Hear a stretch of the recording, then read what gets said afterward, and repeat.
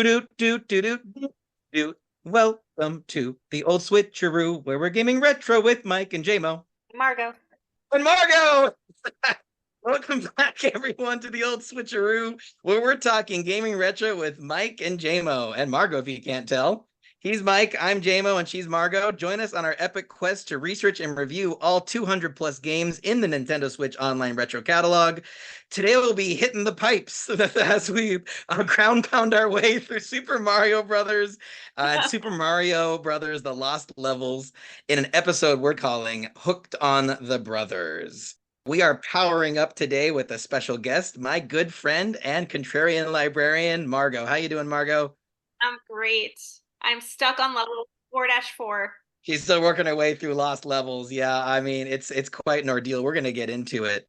Margo, I know you for two things pretty much, having a great TikTok at Mrs.Librarian and also being really good at Mario. What's your history with these games?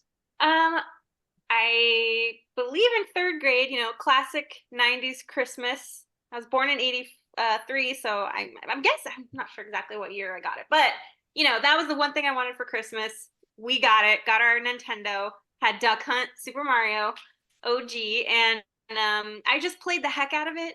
I lived in the middle of nowhere, so I did two things. I read books and I played Mario. And yeah, I got pretty good at it, but I actually didn't realize how good I was at it. Looking back, I really wish I wish my parents had put me in like a tournament because I feel like I might have done a great. But yeah, we lived in the middle of nowhere, so, and it wasn't on their radar.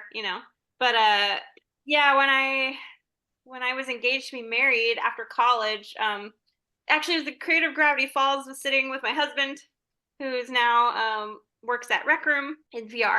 To be clear, we were talking about Gravity Falls earlier. She's not just randomly name dropping right now. I am randomly name dropping, but yeah, and I guess they've been playing for like a couple hours, and I just came in and sat down and was like, oh, my favorite game, and I beat it in 5. Like, I guess they said that there was one life, and I just beat it.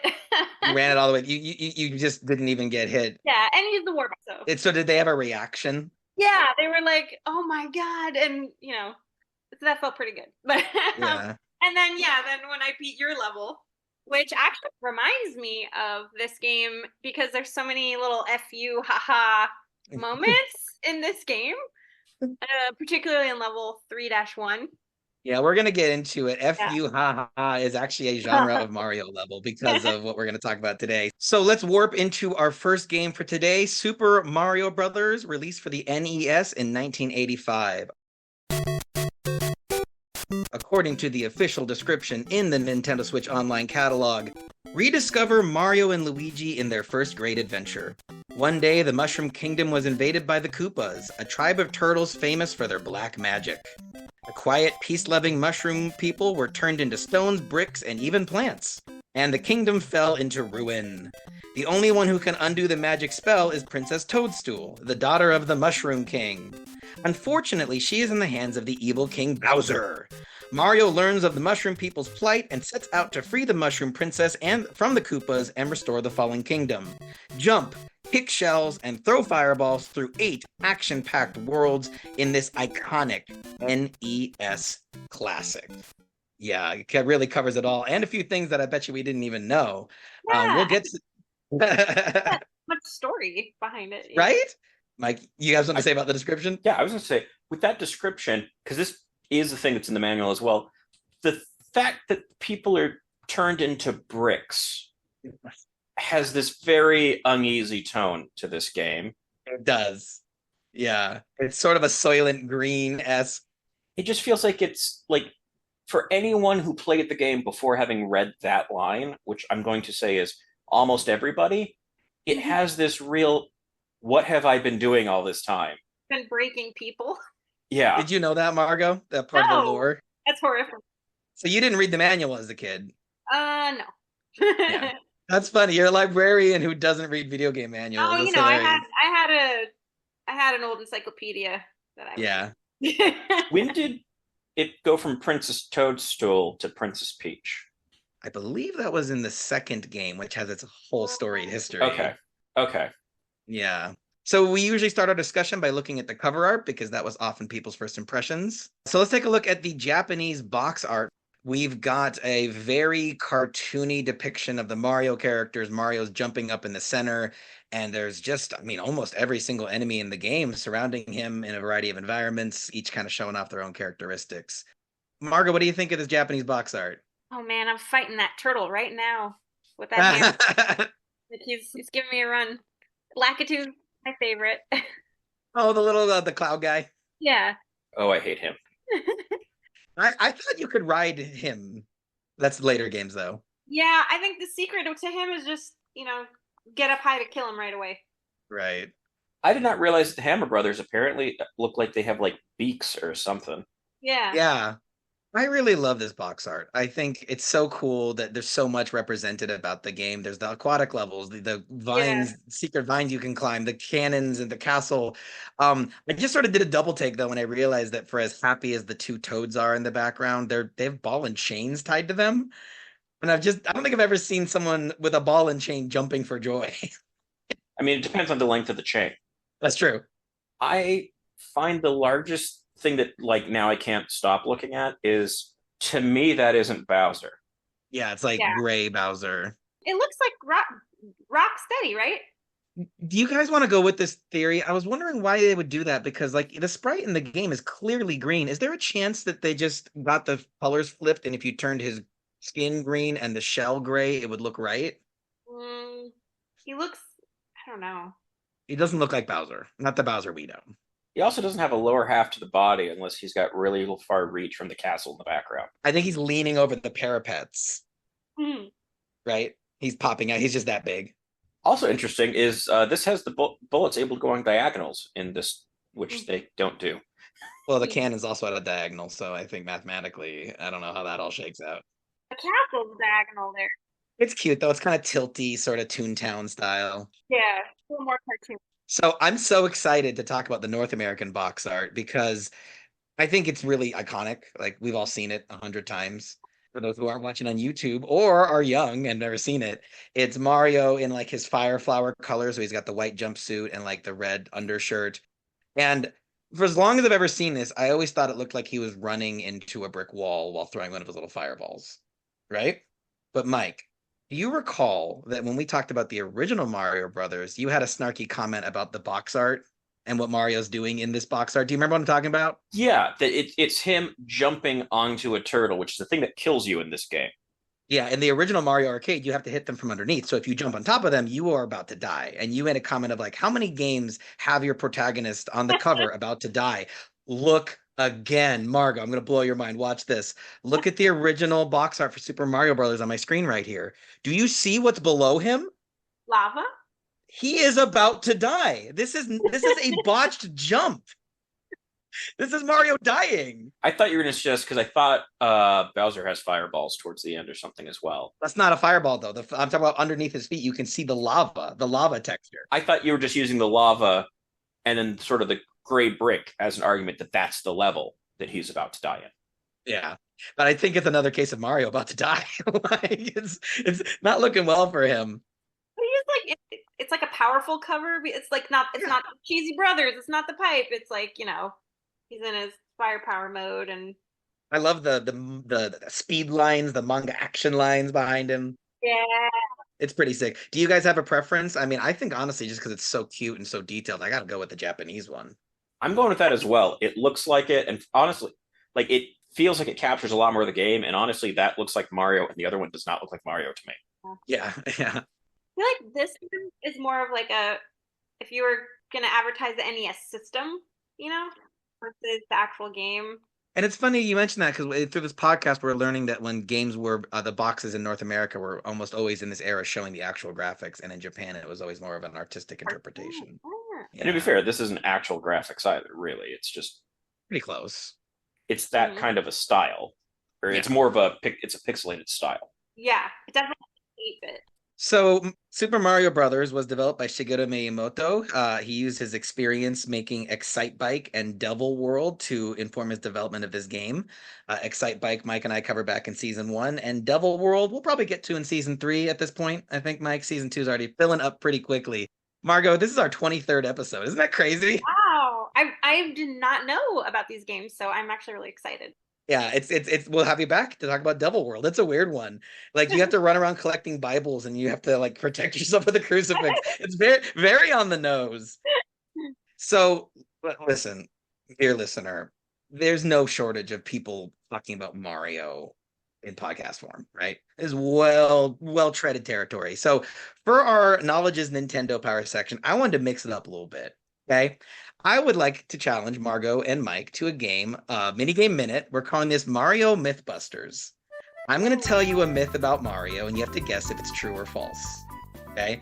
So false means it's not a real thing. It's like fake news, and true means yes, that's actually accurate, right? And we will keep score. We got 7 kind of questions or true or false questions. You guys ready to go? Ready to give it a try? All right. All right. Myth number 1. The animated versions of Mario and Optimus Prime were portrayed by the same voice actor. True or false? I don't know why that gives me a Sonny and Cher vibe. That's amazing. So, Mike, what do you think? True or false? I'm gonna guess true. All right. Margo, agree? Yeah, I'm gonna guess true because it seemed like they wouldn't be. Yeah, you're gaming the system. Good job, guys. You got a point. Gaming the system is what Mario's about, right? Well, Mario's television debut was as an antagonist in Saturday Supercade, in which he was an animal catcher working for the circus trying to chase down Donkey Kong. So Donkey Kong was like the Bugs Bunny character, and Mario was the jerk trying to catch him. And both of them were played by Cullen Welch, I believe is his name. Hope I got that right. All right, second one. True or false? If a player in Super Mario Brothers jumps on a Koopa at just the right moment, you can activate a glitch that causes him to ricochet endlessly, and you get infinite lives by an endless cascade of points. Is that possible? True or false? True. You say true, Margo? Yeah. Okay, so you say that was a glitch? Yeah. But I mean, I don't know if it's exactly. Well, the statement was there's a glitch that can cause this to happen. True or false? I don't think it's a glitch, but I think you can do that because I have definitely seen video of this where it's bouncing back and forth between a wall. I can't tell if you're saying the shell stays put or you can just bounce in one spot and the shell moves back into the same spot. But is it a glitch? Then I'm going to say no. So you think false. Margo? Same answer. It's in the game, but it's not a glitch. Yeah. Okay. Yeah, I'm trying to trick you guys. Yeah, you can do that, but it's not a glitch. Shigeru Miyamoto said in an interview for the game's 25th anniversary that it was left in intentionally. Where you jump the Koopa coming down the staircase. All right, I thought I was going to get you guys on that one. True or false? The sound of Mario getting hit and going down a warp pipe are the exact same sound file. So picture in your head Mario getting hit. Super Mario gets hit, right? So he shrinks. And picture Mario going down a warp pipe. Is that the same sound? I mean, picturing it doesn't help. Imagine it. I'm gonna say no, but So Margo says false. I'm going to. They reused a lot of assets. I'm going to go true. Mike pulls ahead. It is exactly the same sound. All right. Redux. The clouds and the bushes are exactly the same shape. They're just different colors. Margo's making a face. Picture the clouds in this game. In the NES version of Super Mario Brothers, picture the clouds and picture the bushes. No Googling it, by the way. I'd say no. You say false. They are different shapes. The bushes are like pointy. All right. Mike? I'm going to say those are the specific assets I didn't say by name just a moment ago. So, yes, I'm going to say that they are the same shape. Mike gets another point. Yes, the bushes, if you look, those are the exact same shape. They're just reused. Oh, the light green bushes. See, I was thinking of that tall green one. I think those are mountains in the background. Oh, mountains. Those tall mountain-shaped bushes. Hey, I give myself one blonde moment a week, okay? Yeah, you got it. It's all good. No, so sometimes though with 2D backgrounds, like you don't always imagine the thing that they intended you to imagine, you know? I don't think that's necessarily crazy. Yeah, I'm kind of like, yeah. All right, got a couple more here. If a player manages to get 10 lives, it will show a crown instead of their life total because the game couldn't show double digits. It'll show a what? A crown. A crown will display once you get up to 10 lives because they couldn't display double digits for your life total. That's false. Margo says false. I'm going false. Good job, both of you.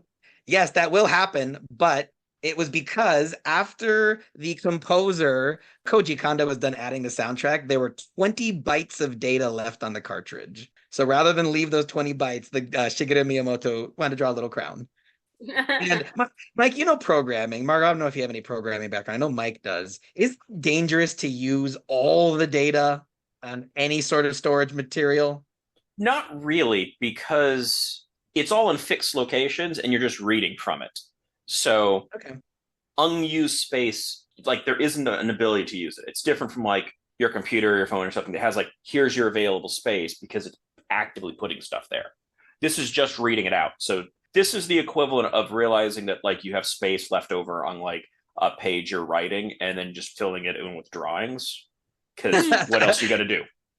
Oh, I hated as a kid when you would run out of room with your pencil and have to go down the side. Oh, so embarrassing. All right, double points for the penultimate question. True or false? A Jackie Chan movie was the inspiration for Super Mario Brothers gameplay. Let's go with Margo. Seems like no. So is it a yes? So what's your answer? True or false? I'm gonna say yes. Okay, true. Mike? Mike gets very competitive. I am going to say false. Margo gets a point. I get double points. So it's true. Shigeru Miyamoto was working on his game Kung Fu Master when he was inspired of turning a game scene from the side perspective into a full adventure. Hadn't really been done at this point. And the Kung Fu Master in Japan, when it was originally being developed, was a comedy movie, which translates to Wheels on Meals. And Kung Fu Master was a licensed version of that movie. That was like, a game based on the movie. And so while working on this Jackie Chan game, he's like, hey, maybe Mario. All right. So double points for the last question, which means it could go to either one of you. Mike's got 5, Marco's got 4. Final question worth double. Let's make it triple points, right? Since it all comes down to this anyway.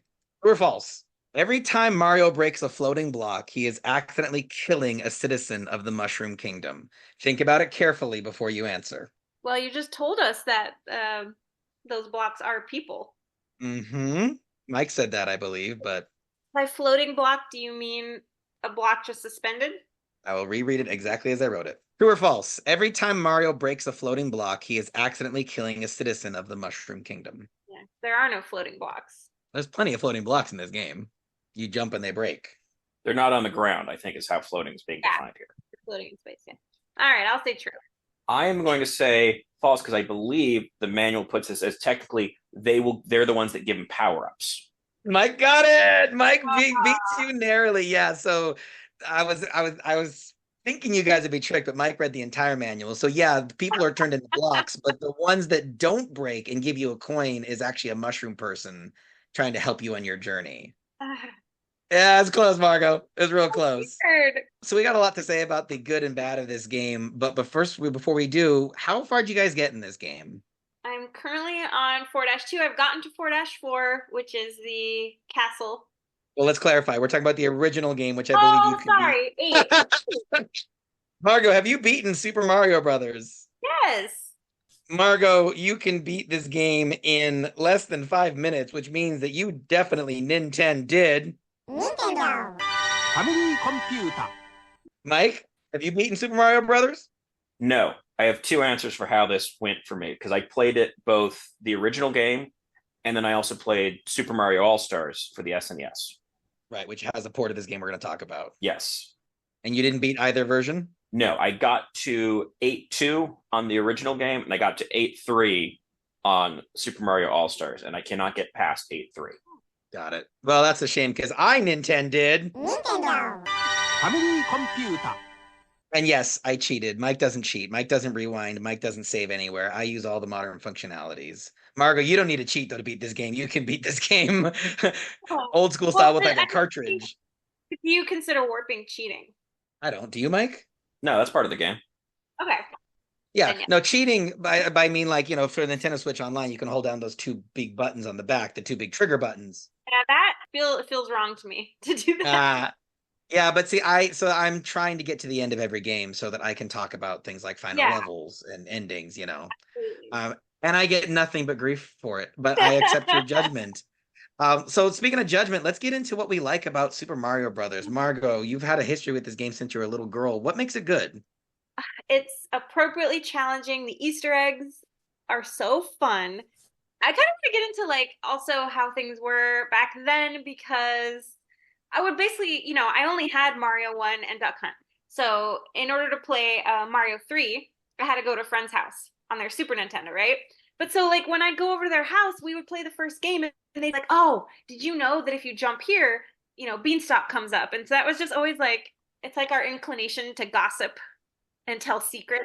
And it was really cool to help each other out. And so like by doing that, we helped ourselves get further in the game. Yeah, for me personally, it was appropriately difficult. And that's also what I'm loving about Lost Levels. It's funny because I have seen friends play and they immediately run into the mushroom and then they're like, this is too hard for me. Like an adult playing with me. And it's interesting, but like, So with that, you mean the Goomba at the start? yeah, Goomba at the start. I've heard the argument made that that single enemy in a video game has killed more players than any other thing. Yeah. I mean, you might be right because in my research, I discovered that this is the 8th best-selling video game of all time. 58 million copies. You guys have any guesses of what beats it? I'm just curious if one pops in your head. Tetris. Tetris is up there. And Margo, you know this one because of Logan, your adorable son. Minecraft. Minecraft. Yeah. You said it at the same time I said it. It took me a minute. Well, that one's interesting because his dad is a gamer, so he played Minecraft before Logan was even born, Yeah. And so it's been really interesting to see him grow up and just love it and build insane stuff. And he has an obsession. He doesn't have a favorite animal. His favorite creature is the Wither Storm from Minecraft. It's a 3-headed, it kind of is like a Hydra from Greek Rad. Cerebus or something, it's a 3-headed. He's a cool kid. Mod. Yeah. Yeah. But so it's funny because, he, in school, he'd have people helping him on an assignment and they were like, he kept describing a winter storm. And I'm like, no, it's a wither. Like he's not talking about a winter. And Margo, you write really beautiful poetry, so you're like, yeah, the winter storm. The winter storm. Yeah. That's my kid. So this game, it's the modern. It's no secret, right? This is the grandfather of all modern game design. It just has this perfect gameplay loop of learning the obstacles in a level. So a level starts a little easy, but you see what kind of obstacles you're going to face. Then as the level gets more difficult, you'll be given power-ups to kind of give you that extra little boost you need to get to the end. And then after every couple levels, having a boss that gets harder every time. It's just like, this is video games. And it's crazy how like it invented it and nailed it all in one go. Like, it's not like the first cars were still some of the best cars. You know what I mean? But it's very unique like that. Mike, what do you like about Mario? I would at least say this was a lot easier to return to because I've crossed paths with it somewhere in the past. Coming back to this, knowing that you can continue, was a game changer. On the Super Nintendo version, yeah. No, on the NES. Oh, you're talking about the trick after you died, you hold down the A button, it will send you back to the world that you got to. I love that you said game changer. Literally. Because at least it meant that then I was starting a bit further in. So this is interesting then, because I get all kinds of shit for cheating. But you are using cheats if the cheats were doable back then? Yeah, it's part of the game. Mm-hmm. So that means that if we get to like a game where you can press up, if we do Contra, you would press up, down, left, right, BA, start to get 30 lives? It's in the game. Interesting. You've been taking the high road of integrity. Well, yeah, I feel like on that one I may not, but I feel like the continue is not a unreasonable thing. Yeah. Like, and it also, it wasn't possible then, right? I mean, if it was possible, would they have made it a little different, right? Like I'm playing Lost Levels and it lets me do the continue back to the -1 that I'm currently on, right? Yeah. So like you're saying, that's what I'm doing, but like the OG, you had to start over at the beginning every time, Yeah. Like only a kid would have that much time, right? Well, I don't know. So Mike, you had a better time knowing that you could do that. Yeah, because otherwise it turns into having to go through the same steps to go lose at the same spot every time. And I liked at least being able to go to the spot, or at least get into the area that I was losing at each time. Because at least I spent a lot of time on 8-1, and I eventually 8-1, yeah. and I eventually got to the point where I could get through that because I played it a bunch on the original game, and then as a separate night, I went through and played it again on All Stars. And so for that, I was back to 8-1. I could get through 8-1. I got to the point where I could get through 8-1 relatively consistently, get through 8-2 sometimes, and then just 8-3 was very difficult with Hammer Brothers. The explanation of like you go through and then you get power-ups that you need does not match the experience that I had with this as far as the power-ups went, really. The power-ups, well, I always, I mean, they're iconic, right? This the do superstar, the fire Starman. flower, yeah, Starman's a Starman, yeah. It's just so cool. And can I talk about the music? Because this game actually holds a high honor. Composer Koji Kondo's soundtrack was added to the Library of Congress in 2023, and it's the very first game soundtrack to be added to the Library of Congress. And look, we get political every episode, but both sides of the aisle, can we just agree this is a terrible logo? Look at the Library of Congress's logo. It says library twice. What are we doing? What are we doing, guys? Come on. Clean it up. Clean up your act, Library of Congress. That's my hot take. Are you supposed to read that top to bottom or left to right? Don't know. Like, I don't know which library you read first. You get this logo, Jeremy. Yeah, I don't like it. What I do like though is I like Mario. It controls so well, and it owes so much of that to the game Mike and I covered earlier, which is Excite Bike. Because Shigeru Miyamoto worked on this bike racing game, and in Excite Bike, when you're jumping, you are changing the tilt of how you land. And in Mario, you're changing your actual location of where you're going to land. But still that idea of like mid-air adjustment inspired this game. Mike, I thought you'd get a kick out of this because I remember you saying that you liked in Excite Bike how you could qualify and skip races, right? So that inspired the warp zone mechanic in this game because he didn't want players who are good at Mario to have to beat the first 4 levels every time. Yeah. So he built in a way for you to skip the quote unquote boring parts, I'm like, that's awesome. It's just so rad. And then also finally Excite Bike's acceleration, the fact that the bike starts slow and picks up speed. That hadn't been done in platformers, but Mario starts slow and picks up speed. I think at the perfect rate. I think sometimes Sonic goes from standing to too fast and it's kind of jarring. But Mario, like, there's a good sense of inertia that I think makes the game fun to this day. Yeah, and my problem's the other half of that inertia is the not being able to stop well. That's part of it, though. That's like part of this reason this level I'm on is so hard. In Lost Levels. Because you slip off a brick, Yeah. So let's get into the Joy-Cons of Super Mario Brothers. I think as iconic as it looks, I think you could be forgiven for feeling like some of the backgrounds are kind of simple, like just stark black. When like some of these games at this time did have little background elements and they didn't really do that so much. This is me grasping for something negative to say about Super Mario. I can give you a really strong negative. It can't handle 4 enemies on screen at the same time. So what happens? They all start flickering. Oh, yeah. Because it can't display them all, which is sort of in the realm of hardware limitation, but it's also very frustrating. Yeah. Or at least potentially can be, because it is a one-hit kills. You kind of want to know exactly where they are. And that's flickering because if they flicker back and forth, then they can take turns rendering each character. I mean, that's an ingenious programming feat, though. You know what I mean? Like, that could have shut down development, but they figured that out. I don't know if that had been a common thing yet, but it's pretty clever. I do have a bone to pick if I can just complain for one more second about the Bowser fights, because at the end of every world you fight Bowser or one of his decoys. I always wondered, like, why does he turn into Lakitu after he falls in the lava? It's because it's not him. It's one of his royal proxies, I think is the term, isn't it, Margo? Right? But so every fight is essentially won the same way. You can either pelt him with fire flower fireballs, or you can jump over him or run underneath him and grab the axe to cut the drawbridge and plunge him into the lava. But unless you're at your weakest state, if you have Super Mario or Fire Flower Mario, you can just take the hit and run past them while you're invulnerable. And so it's like, I fully understand it. If you're not cheating, it's hard to get to Bowser with any life points. But I kind of didn't enjoy it. It felt like that was unintentionally easy a lot of the time. I mean, it sounds to me like you played yourself. Yeah, I made it less fun. I think that was a reference I didn't get. As a kid, though, that was like, I was like, oh, I'm gonna sneak, I'm gonna run under him. Yeah, You're right in that it doesn't change.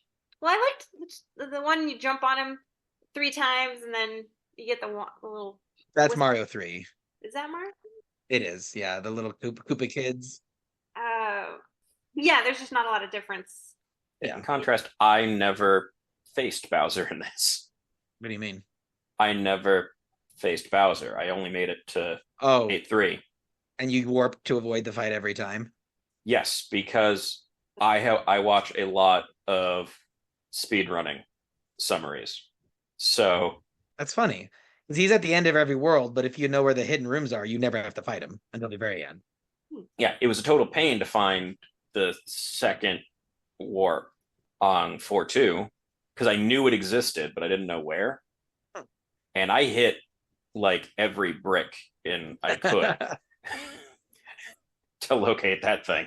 You turned over the whole house looking for it. Yeah, I actually don't know if I've even made it to all the warps, because I think I always just use the same ones. Yeah. I didn't know there were more than two. I thought there was the first one that could take you to level 4, and then the second one takes you, I think, to 5, right? No. So what you were doing on 4-2 is going to the end and then up and then past the end pipe and down. I thought those were the only warps. No. Oh. After the first elevator down, there's a set of 3 bricks. The leftmost brick has a vine that comes up out of it. And so you kind of have to hit that and then hit one of the hidden bricks below it so that you have something to jump up on. The problem being that if you hit the bricks below it before you've broken it, then you can't access it. So it requires a very concise order of operations to follow. Yes. Or you do what the speedrunners do that is insane, which is to shift where Mario is on the screen so that I find this fascinating. So you have shortly after that, there's one of the pipes down just to the coins. And apparently the game can't be ready for you to go to 2 different screens. It can only be ready for you to be going to 1. And so by shifting where Mario is in a weird way, it tricks the game somewhat so that you can go further to the right before it loads the coin thing. So they will actually go past where the vine comes up, shift Mario's position so they can use that pipe, but the game thinks, oh, you've left here, now you're heading up to the warp pipes. That sounds like a glitch. Did you ever play that way, Margo? Because I mean, this game is kind of infamous for all the little tricks and little glitches and things. I didn't. I wish I played it again before. I've been so focused on this game. Yeah, she's been hooked on Lost Levels. Yeah, I can't even exactly remember. So level 2, no, like 1-2. No, I don't can't remember. Well, you're underground and you warp to level 4. I know I'd always warp to level 4 by running along running along the rooftop. Yeah, and then I think I would either warp. I think I would warp to level 6, and there were a lot of Koopas. Does that sound right? Yeah. And then I think from there I would either play level 7 or warp again. I think to level 8, and then. But I feel like when I beat it quickly, it was just 2 warps that I did. So 4 and then maybe 6 to 8. When you guys play this game, do you try to go as quick as possible or do you fully explore? Because I just try to go as quick as possible. I just do quick as possible, but the first time you play, I hit every brick in every level. Because you gotta find those gems, and that's part of the fun. Yeah, a lot of this was I gotta find some stuff and then try and refine this because I did not have enough time otherwise. 8-1 apparently is, I think, the longest level, and that one time was definitely a factor for me.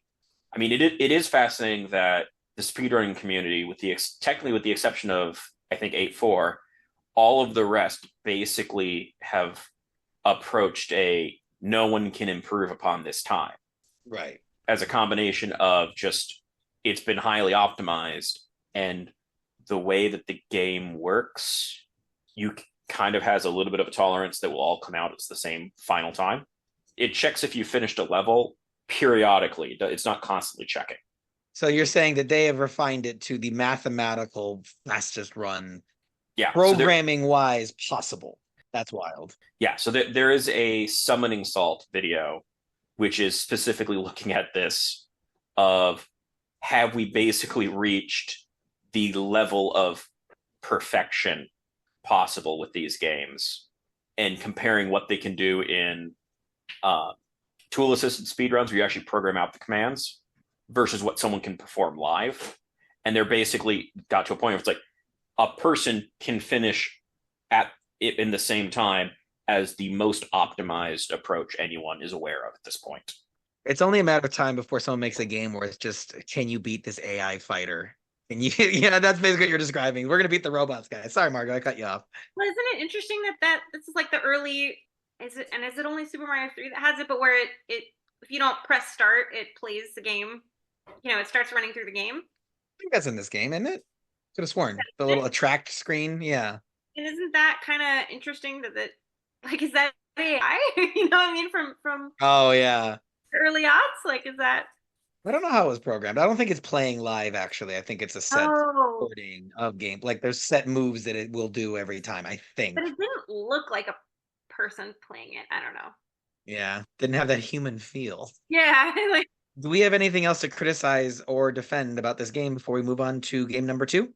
I think the other thing I would just say, this is more of a comparative thing, is so going from playing this on the original versus playing it on Super Mario All-Stars. Number one, because you complained about stuff like the backgrounds. Yeah. And that does add in backgrounds where there's blank screens. When you go down the tubes to get to the coin collections, where it's just a black screen on the original, and then it's got a big picture of Mario in the background with the words bonus above it. For the new version. Which feels ridiculous. It's kind of like a game show almost. Yeah, it was like they didn't really know what to do with that. Like, yeah, this is simple. It looks out of place. But I think it's a little bit easier in that I believe there's a couple spots where I noticed fewer enemies, mostly because there's a couple spots that were really frustrating. And it was like, oh, there's not as many turtles here now. This is nice. It adds the ability to save. Yeah. Which is great. And so you can start at any world that you've reached. So you can also go back and be like, okay, I've reached world 5. I want to go back to world 4 and find the warp if you want. And it starts you with 5 lives instead of 3. And that additional 2 lives, I think, is entirely why on All-Stars I made it a level further. So we're going to talk about the difference between the versions before we render our verdicts. And I want to elaborate on that, but I can't until we introduce our next game. So can we go to Super Mario Brothers The Lost Levels? Yeah. Yes. All right. So Margo's new obsession, Obsessed. Super Mario Brothers The Lost Levels, released on the NES for the Famicom Disk expansion in 1986. The Nintendo Switch Online emulator description reads, the game was originally released in Japan as Super Mario Bros. 2. Mario fans will appreciate the familiar look and feel of the game while finding that its updated gameplay creates an entirely new challenge as compared to the first Super Mario Bros. In addition to the classic enemies already known to fans worldwide, there are also poison mushrooms, backward warp zones, and the occasional wind gust, which can help or hinder your progress. Players can also choose to control Luigi as the main protagonist. If that's somehow not enough, expert players can go looking for the game's secret worlds. So get ready to put your Mario skills to the ultimate test and save the princess again. Just don't be surprised if she's in another castle. That's kind of a cute ending there. So as the description mentioned, this was originally released as Super Mario Bros. 2. Yeah. And it was for the Famicom Disk System. It was a floppy disk expansion to the Nintendo that was never released in America. So since the add-on was never sold in America, and the executives at Nintendo thought that this game would be too hard for American audiences to embrace, they never released it in America until Super Mario All-Stars was released in 1993. And in Mario All-Stars, you click the game from a menu because you have 4 different games to choose from. And so they sort of repurposed the Mario 2 cover to make it Mario The Lost Levels. So now instead of holding up 2 fingers for the second game, the picture of Margo is basically just giving the peace sign. But I thought it was cute, though, that they labeled the game for super players because they were trying to warn people this was not for novices. And they really believed that a lot of people in Japan had mastered the first game, so they needed something that would feel really challenging. And any thoughts about the covers? I mean, it's pretty basic. It's just Mario looking at you. Doesn't he also do this symbol in the game, then I think. At the end of each level, does he give the peace sign? I think that was the Super Nintendo version. Okay, it's just something where it's like I'm looking at this, I'm like, I remember seeing this, and I didn't click Yeah. a number 2 element to it. So I'm guessing you also tried Lost Levels in All Stars? Yes. And so, yeah, so that at the end of those remastered levels, he will give the peace sign. So, yeah, you're not wrong. Okay. So the knowledge is Nintendo Power section trivia for you. I don't have a trivia game this time, but I just thought it was funny because Nintendo leaned so hard into the challenge of this game that they featured television commercials that would show Mario dying. It would show people missing jumps and falling into lava, and this little cartoon Mario dangles from the camera and goes like, "Oh, please help me!" And then it shows a little girl screaming in rage. You know what? I have never cursed in front of my son, and I did 2 weeks ago playing this game. I dropped an F-bomb. He doesn't even know the F word yet. Oh, little buddy. That is a really cute first time I swore in front of my son story, though. I will say too, like, we're not a sports family, and he refused. You know, he picked daisies instead of soccer when he's playing soccer. So, but the day he beat his first Mario level, we were like, oh my God! Aww. You know, it was like a big celebration at our house, and How big of a relief was that to have your kid like Mario? 'Cause Mario is such a big deal in your life. it's been amazing. And no, he's a huge fan. Like, he loves King Boo, Bowser. You know, he had a Mario birthday last year when he turned 8. So I think I was there for that, wasn't I? Yeah. yeah, you were. You totally were. We invited JMO and his wife, and yeah, you were kind of surprised that I don't know. You're a good party goer. I don't know. I'm a good party goer. No, I can schmooze with anybody. It doesn't matter the age. Yeah. So getting back to trivia for Lost Levels, it's intentionally cruel level design inspired Mader T. Takemoto to invent a new genre of Mario fan game. In 2007, he logged into the Nico Nico file sharing site and uploaded his masterpiece called Jisaku no Kaizo Mario, or in English, Force Your Friends to Play Your Mario Mod. People love watching players struggle through the onslaught of level design abuse, which would then in turn inspire the creation of Super Mario Maker on the Wii U. And then Super Mario Maker 2 is, a big Switch game. Margo, did you and Logan make Mario Maker levels? Absolutely, my son loves Mario Maker. I'm not as good at building levels as he is, but it's a hugely fun thing for us to do together. So Margo was hanging late at a house party one night, and I was just like, I got this Mario level, nobody can beat it. And Margo was like, I can beat it. I was like, no, Margo, you don't understand. It's really hard. And she sat down there, and like it took you like I want to say like 20 minutes or so, which for you is an eternity with how good you are. It felt longer. It felt like an hour, and I was like, I'd had a glass of wine or two, and maybe that helped me beat it. I don't know, but yeah, I really had to like lock in. You did though. You are the only person I've ever witnessed in person beat this level. So, Mike, we can put the level code in the show notes, but it's I call it Mario Goes to Rehab because it's a level where all the power-ups will kill you because you need to stay at your depowered state in order to get to the end. And it's I wouldn't call it a Kaizo level difficult. Kaizo is like so unfair. It's like you struggle to understand what you're supposed to even accomplish. But I thought that was really fun and impressive. I immediately thought of you when I got to. So can I talk about a couple things from 3-1? I was just gonna say, why don't you say will it be positive? Because we usually start with the positive.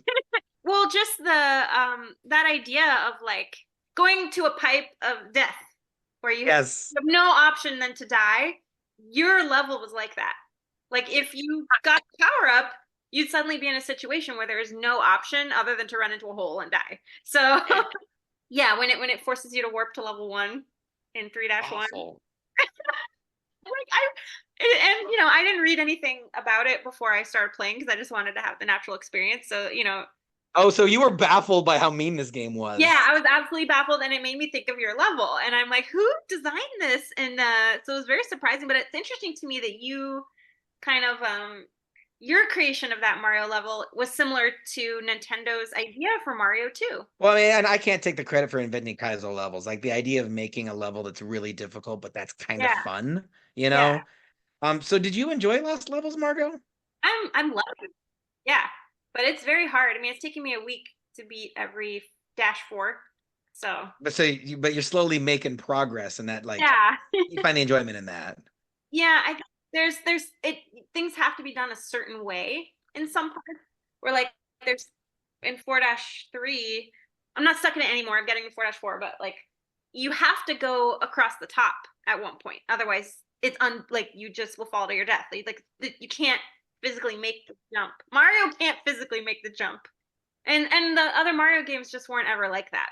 Yeah, it goes against sort of the design philosophy because like in the other Mario games, it's a skills check. It's not a do you know what to do, it's can you time it right. Right.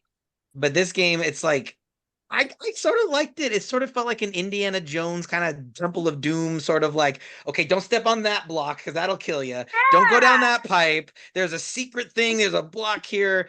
I kind of took to it. I kind of was very pleasantly surprised, especially since I play and I cheat. I rewind. This game is hard if you're cheating. It felt like whenever a game feels like an accomplishment, even though I can rewind every time I make a mistake, I'm like, okay, there was really something they were cooking with this one. It also does have a couple of innovations that were added. So the poison mushroom made its debut in this game. That's a major thing in Mario ever since. And then also it's the first game where like the description said you can play as Luigi, but Luigi is distinct. He now moves slower but jumps higher. And if you haven't tried Luigi, Margo, you gotta try Luigi. It's crazy. It's so much easier. I don't know if you'd appreciate that, but there are so many jumps where like Mario has to do this exact thing Yeah. because his jump does not clear it. So you got to find something to jump off of. There's this bird. You have to jump on the bird in that part to get.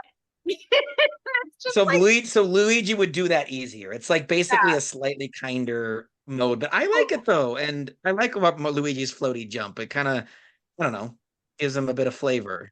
I just called a Koopa a bird. I did that before, and my son yelled at me. He's like, "Mom, I got a bird." Evolutionarily related, aren't they? They all go back to the dinosaurs. Evolutionarily related. Mike, did you play as Mario or Luigi? I did not remember seeing, or I didn't notice a Luigi option when I started, and so Yeah, I don't think I realized that either. It's definitely there. Right when you start it up, you just press select to go to Luigi game. yeah, I think I didn't notice it and went in.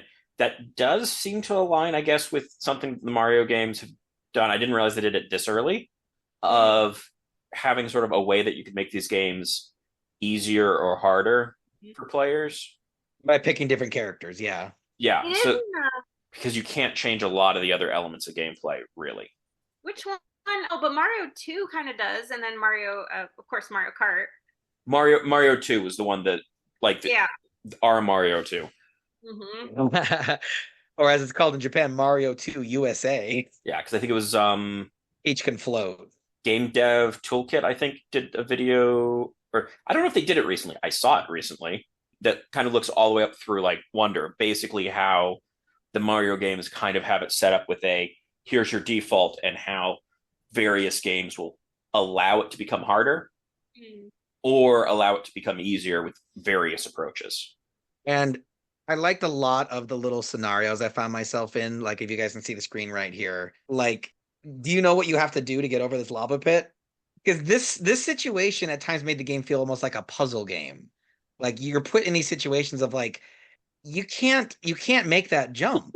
Right. So you have to go slow, right? You got to jump just barely off the edge and then hold down the left like your life depends on it so that Mario lands below that spot and then you can get the run and jump. And it's just like that's clever. I don't know.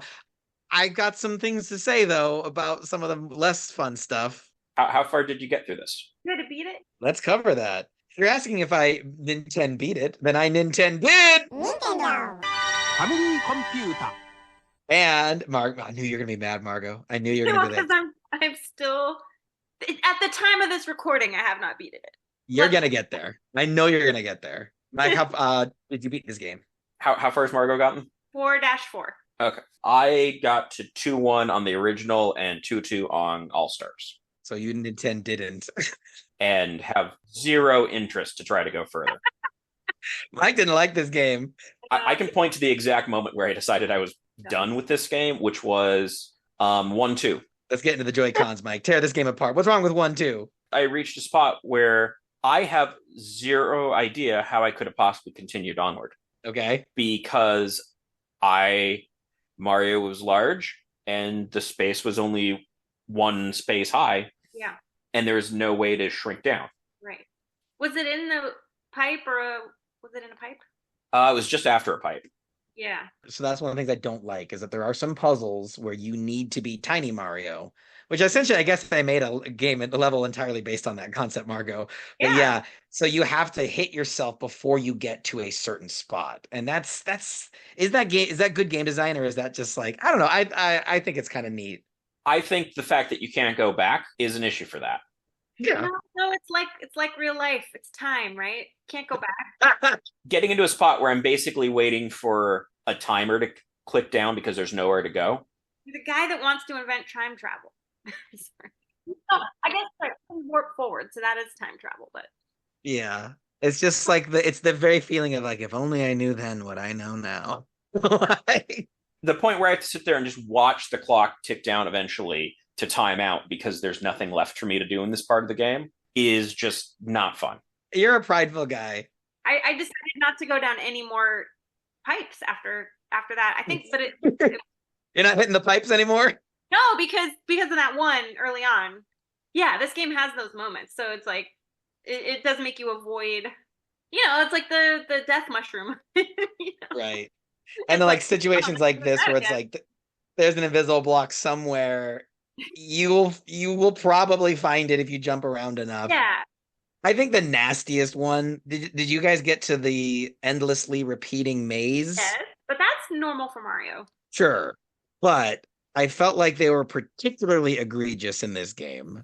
Like I would just keep going through and there were so many different little paths and I was like, there's like probably like 9 different combinations. Yeah. And that kind of riled my feathers a little bit. Nothing riled my feathers more though than the way that this game ends. I'd like to show you, but Margo, if you want to wait, you can close your eyes for a few seconds. Okay, can I talk about? I did read because I was looking today just to see like, what level. Because I've been stuck on level 4 for a while, so I haven't done 1 and 2 in a while. So I was trying to figure out like where that pipe was, to refer to. But then I did see that there's a level 9 that you can get to. Yeah, one of the secret worlds. Yeah. That's kind of neat. I didn't find any secret worlds. I mean, cheating, I barely made it out alive. Yeah. I do think the increase in difficulty shows up significantly, even in that, like, All Stars accounted for this, that on the original game, it just will start you at whichever world you reached. Mm-hmm. And for lost levels, it keeps it down to the level. Right. Which I think is reflecting just how frustrating this is. But also, even like, there's a 3-minute difference in the speedrun times for the original and this, which doesn't sound like much in general, except for the fact that the speedrun record for the original is 4 minutes, like 4 minutes, 54 seconds. Maybe I think I'm a speedrunner. I think you are. I think I identify with the speedrunner community. And then the fastest time for this one currently is 7 minutes, 51 seconds. I feel that. Actually, is Niftsky for both of them. So I will put links to those in the show notes. For anyone that wants to see how you get through this game really fast and not have to wade through a lot of stuff. But so in that case, like 3 minutes is getting a significantly longer game time to see someone go through this quickly. Right. When it ostensibly has the same number of levels. Yeah, although I think they make them go through slightly more. I just finished 4-2, and there are Hammer Brothers you can get by if you speedrun. It's easier. Yeah, just run underneath them. I feel like you almost have to at some points in this game to beat it. Yeah. I feel like you have to be a pretty good Mario player to. And the timer will get you later too. Like in the later worlds, like you can't make mistakes. It's pretty brutal. Honestly, with this game, at first I wasn't sure if you meant like the timer will attack you, because that feels on par with what this game wishes it could do. The little time drops on your head and kills you. Well, so one of the things though that was neat about it being so crazy challenging is I told you guys that this came out for the Famicom disk expansion, the floppy disk. So you would save your best times and your high scores onto a floppy disk and go to an arcade in Japan, slap in your floppy, and it'll show everyone your time and score. So it was like the invention of online leaderboards. That's Isn't that cool, Margo? That's neat. Where was I? I mean, it's the invention of offline leaderboards, is what it is. The inspiration for online, I should have said. Yeah, that's so cool. That's a neat idea. So I think maybe that biggest Joy-Con is that I beat this freaking game, and Princess Peach says a poem. She says, "Peace is paved with kingdom saved. Hurrah to Mario, our only hero. This ends your trip of a long friendship You got after friends. everything you've been through." Look, I don't actually believe in friend zoning anymore, but that's brutal. Okay? That's not the part of this that annoys me. That's so Uh, funny. Points added for players left. No, but the part that annoys me is the rhyming of Mario and hero, because that should either Hurrah to be. Mario, our only hero. It could be. I'm not sure. Anything else to criticize about this game, guys? Mike, we know you didn't like it. I see you making a face. Yeah, it's just, there's only so much of this game I even saw to complain about. Well, so this game, both of these games, necessitates a new segment in our show called NintenDISorDAT, where we are going to talk about which version of the game we recommend if you're going to play it. So this isn't Nintendo or NintenDON'T. This is if you're going to play this game, which one would it be? And I would like to offer that I think you play the original Super Mario Brothers on the NES. I think something about those graphics and that iconic sound, you almost don't want it to look nicer. It's part of the charm. Also, the controller, Mike and I were talking about before we started. Like, there's something about the controller where I can jam it, I can run fast.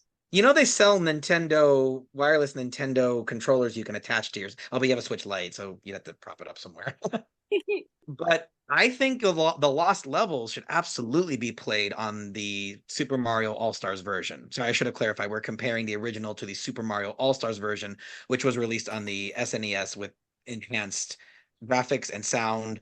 You get some different amount of lives. You get to save in between every level. But Lost Levels does something that I thought was really important, which was in those endless maze sections, when you take a wrong path, it'll go and tell you screwed up. The old original one that came out in Japan for NES, the only way you knew you screw up is if it looked too familiar. So for that alone, I think. Oh, and also, sorry, I missed the most important part. There's a red fireball if you're on track. Right, exactly. Yeah, you'd see that again. But so playing on the Super Nintendo, because you have 4 face buttons, on the Super Nintendo, you can run with the top button, so Y or X, and then jump by just rolling your thumb onto the jump button. If you're playing on the NES version, it has to be B and A, unless you go into the guts of the Switch and reconfigure the controls. So what I'm trying to say is that because it's so much easier to press the run and jump button on the Super Nintendo controller with the vertically aligned buttons, I think you should play it on the Super Nintendo version so that you can most easily access that form factor and that quality of life improvement. Does that make sense? I don't understand what you were doing for a benefit, because I was perfectly fine with the NES controls. All right, well, listen, show off. So we've got the jump and the run buttons, right? On the NES, they're next to each other horizontally because there's only 2 buttons. Okay?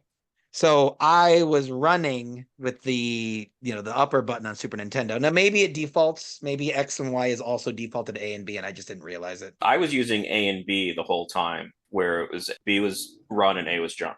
Right, but Mike, look at you have it in front of you. Y and B are better to use because you can lay your thumb across both. Oh Lord, I can't switch it up like that. But it's so much better. I know once you get used to it. No, because with B and A, I can always have run held down, and then I could just roll my thumb up to jump when necessary. Maybe we hold our controllers differently. I don't know. I thought this was profound.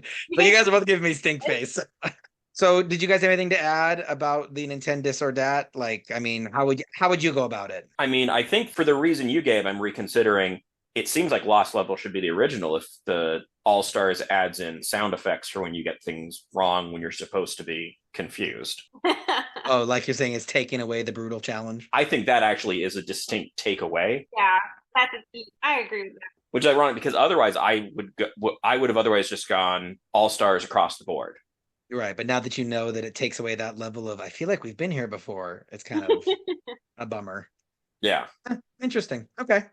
I guess I was biased because those were the only parts I was actually losing at, because if you don't know where to go, it doesn't matter how much you rewind. It's like it took away my cheater ability. I had my tidbits from my friend that worked on the Mario movie. Margo has some insider information or some insight, I guess I should call it. Maybe not insider information. Yeah. So my friend worked on the Mario movie, and he was the head of story, which means the head of storyboarding, and basically like in animation, it's not always a script. So a lot of times the creation of the story is the boarding. And he said the side-scrolling scene in Brooklyn where the brothers run through the construction site, he storyboarded it and made sure it was a mini version of level 1-1 from the first game. He said the beginning and end parts line up with the level in terms of jumps, gaps, and obstacles. And so that was one of my favorite moments of that movie. Oh. But your friend was responsible for that? Yeah. Because I remember thinking like, okay, that's sick. Like, I don't want to see the whole movie this way, but Right. 30 seconds of it, heck yeah. Yeah, the moment where it clicks that they were doing that was really satisfying. Yeah, and it's cute too because like they're still in Brooklyn, so it's not Koopas and stuff, but it's like the staircase and the gaps and things like that. Yeah. Yeah, super cute. I'm excited. Have you guys heard the big the big fan push for the sequel? Danny DeVito has expressed his interest in playing Wario. And everyone is like, yes, please. It's got a Wario vibe for sure. Well, so if there's nothing else, guys, let's wrap it up with ranking each game a NintenDO or a NintenDON'T. Sound good? Yeah. All right, Margo, as our guest, we'd love to give you the first honor. We're starting off with Super Mario Brothers on the NES. Would you call it a NintenDO or a NintenDON'T? Nintendo must. So we have three unofficial rankings. There's NintenDO, Super NintenDO, or Nintendo 64. Nintendo 64.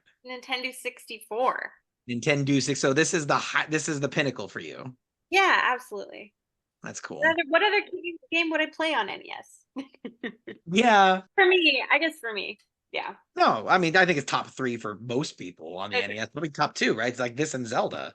I think Super Mario Brothers, it's way too important of a game for you not to play it. Yeah. It's so instantly easy to understand. It's so accessible over the years. It's been released on pretty much every Nintendo system ever made. So chances are something in your closet can play this game. And, it still holds up.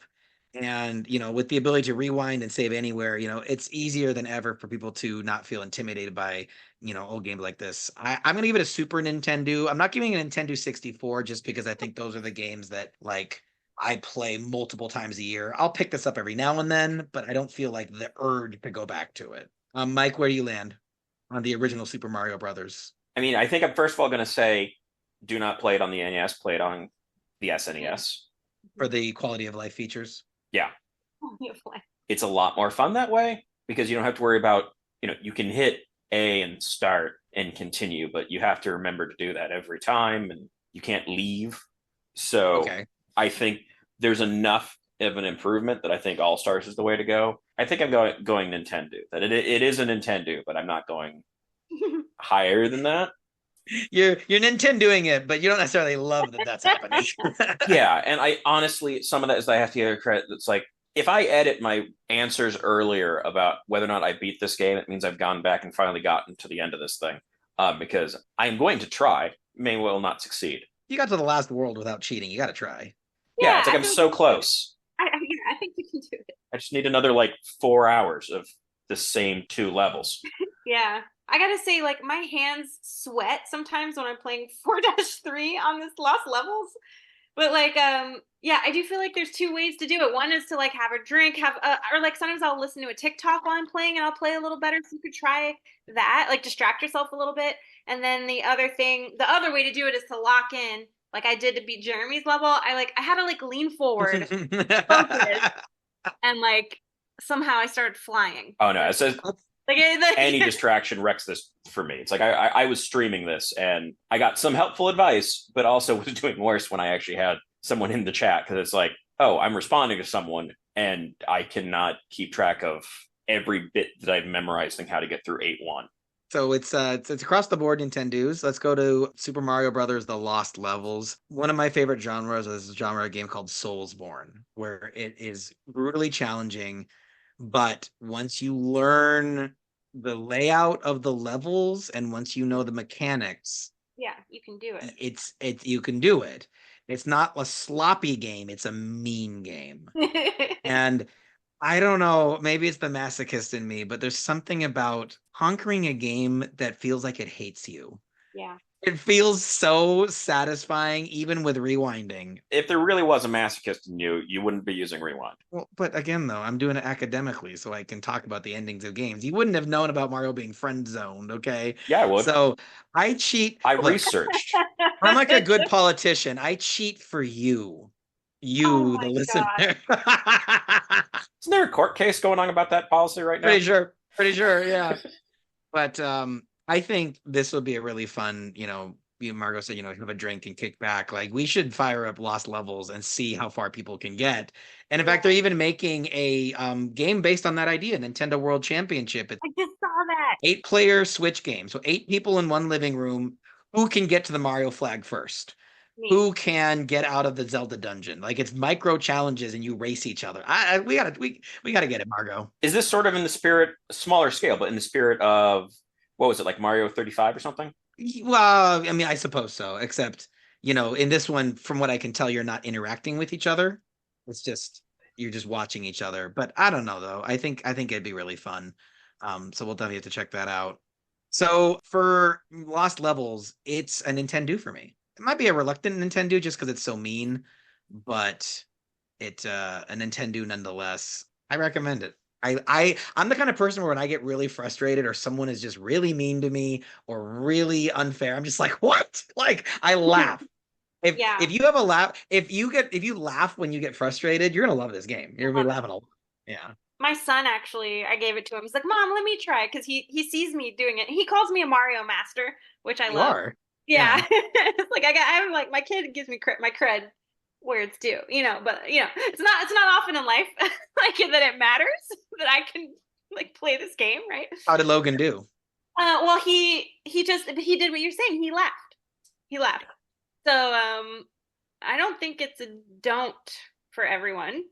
A kid might even think it's funny or challenging. I don't know. I don't know if I could have beat it as a kid, but probably, because I just, like, for me, for Mario, it's just like putting in the time, and that's how it's done. So I would say the middle one, Super Nintendo. Oh, super. Give it a try.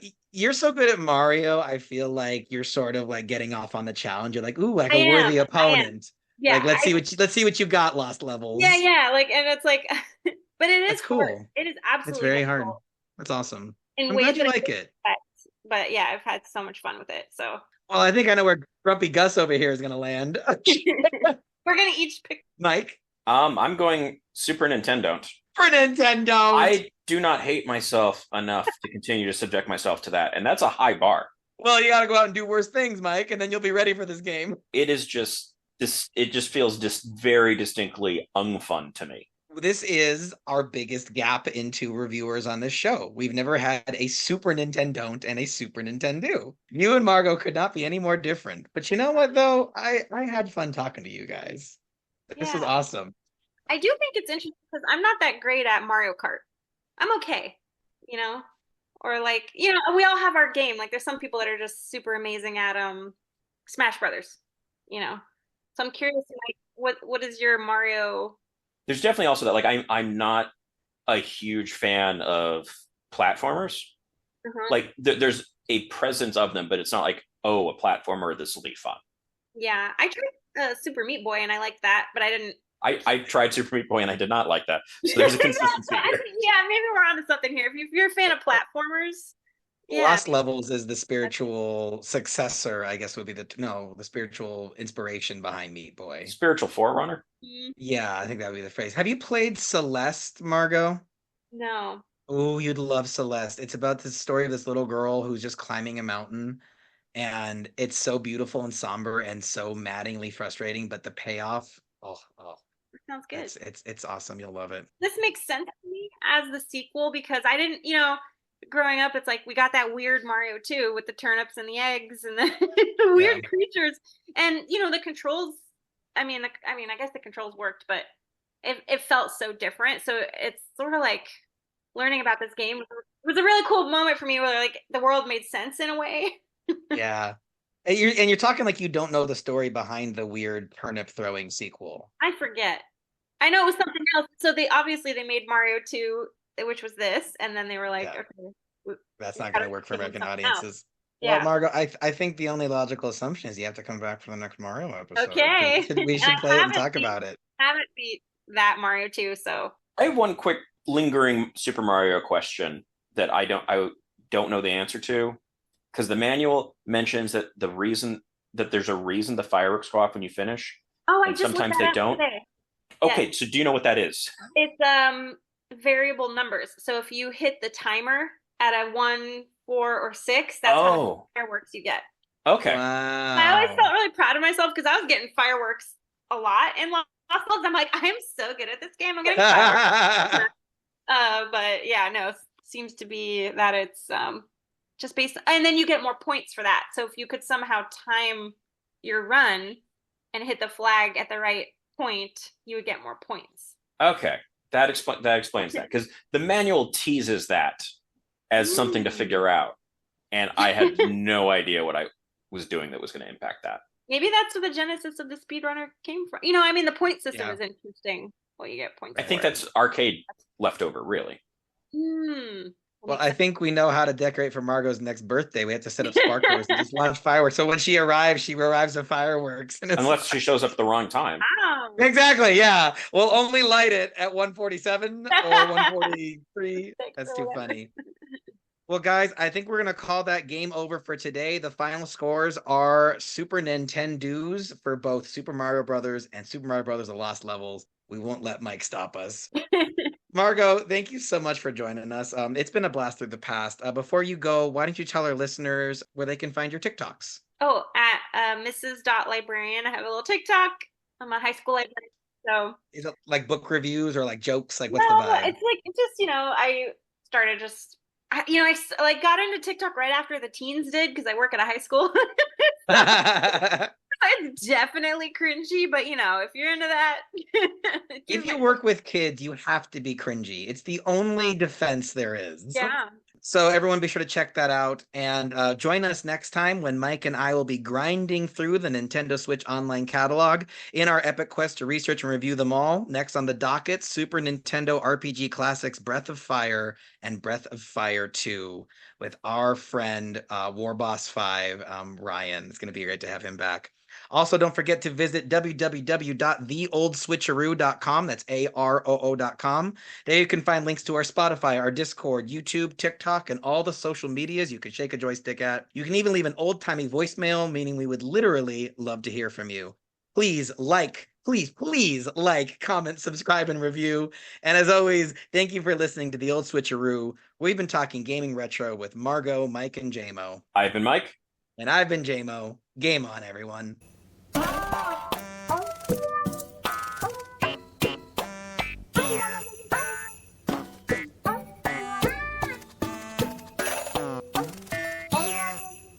I will start by reading the description off the Nintendo Switch online catalog. I'm going to say that again, Mike, because I'm reaching for the console right now. So give me 1 second. There we go. Surprisingly well for that. Oh, I forgot something. Mike loves to audio edit, so I love giving him little mistakes to cut out. So it's one of our little games.